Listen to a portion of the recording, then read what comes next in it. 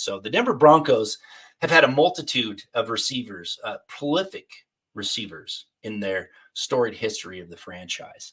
That lineup really started in 1960 with Lionel Taylor. I mean, he was a legend. He was the first to catch 100 passes in the history of the NFL. And then through the years, fans have been witness to other greatness like Haben Moses, who's probably one of the best pure deep threats in the history of the league. Rod Smith, the greatest undrafted wide receiver of all time. Ed McCaffrey, who may be the toughest to ever play the position. And then, of course, you got the late Demaryius Thomas, who combined with Peyton Manning to make the greatest offense in history. And there are many more that really could be named. It's a laundry list of greats who caught passes from legendary quarterbacks. But there might be one player who is the most dynamic of them all, and a player nobody would expect to be named with these legends at receiver. Of anyone in Broncos history to catch at least 75 passes in their career, this player leads them all in yards per reception.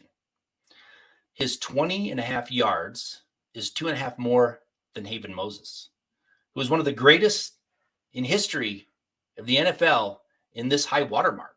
So that's an impressive statistic for this person. And added to that incredible statistic is 11 touchdowns, which actually equals a touchdown for every 7 of his receptions. He was a dynamic player catching passes. His career started in the Mile High City in 1968, and he retired from the franchise in 1976. A career that spanned 9 years. And with that long career in Denver, people should remember his receiving ability. And Jim Sacamano described him as one of the finest athletes to play his position. And even with these gaudy numbers and accolades, he only played receiver sparingly. In his career, he only caught 82 passes for 1,684 yards. And his most impressive stats didn't come from catching passes. They came from punting. In 1970, he led the league in punts and yardage, and in 73, he had the longest punt in the league at 78 yards. He was also the top 10 in gross punting average 5 times during his career.